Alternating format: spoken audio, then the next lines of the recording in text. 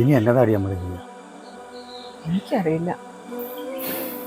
ആരോട് ചോദിക്കാനാ? നമ്മളാരും സഹായിക്കില്ല. ഉണ്ടായിരുന്ന കാലത്ത് മണിയേട്ടൻ എല്ലാവർക്കും പ്രിയപ്പെട്ടതായിരുന്നു. ഇപ്പൊ ആർക്കും വേണ്ടാണ്ടായി. എന്താ രണ്ടുപേരും ഭയങ്കര ചർച്ചകളാണല്ലോ, എന്താണ് മണി?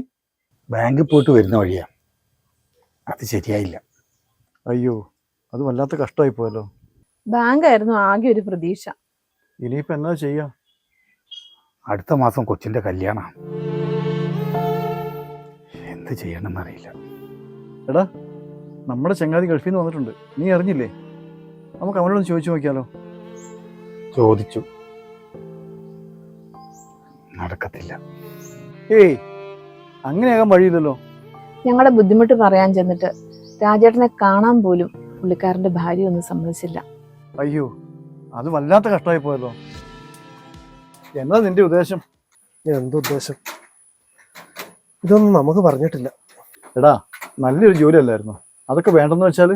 പൈസക്ക് പൈസ തന്നെ വേണ്ടേ സജി? ആ, എന്താ രണ്ടാളും വലിയ ചർച്ചയിലാണല്ലോ. ഓ, ഇവന്റെ കാര്യം തന്നെ. നാളെ അല്ലേ പൈസ കൊടുക്കേണ്ട ലാസ്റ്റ് ഡേറ്റ്? ഞാൻ അതൊക്കെ മനസ്സിൽ നിന്ന് വിട്ടടാ. പൈസ ഇല്ലാത്തവർക്ക് ഇതൊന്നും പറഞ്ഞിട്ടില്ലല്ലോ. എന്നാലും ഗൾഫിൽ ആ ജോലി കിട്ടിയിരുന്നെങ്കിൽ നീ രക്ഷപ്പെട്ടു പോയാനെ. അല്ലടാ, നീ നടന്നാണോ വന്നത്? നിന്റെ ബൈക്ക് എന്ത് ചെയ്യേ? അത് ഞാനങ്ങ് വിറ്റടാ. ഇതൊരു 70 ഉണ്ട്,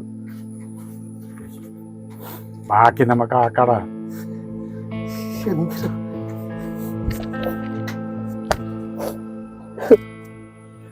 എന്നാലും നീ ആ ബൈക്ക് വിൽക്കണ്ടായിരുന്നു. അതെ, ഇതൊക്കെയാണ് ഫ്രണ്ട്ഷിപ്പ്. ബൈക്കൊക്കെ ഇനി നമുക്ക് മേടിക്കാമല്ലോ. അതെ, പോകാനുള്ള കാര്യങ്ങളെ വേറെ റെഡിയാണ്.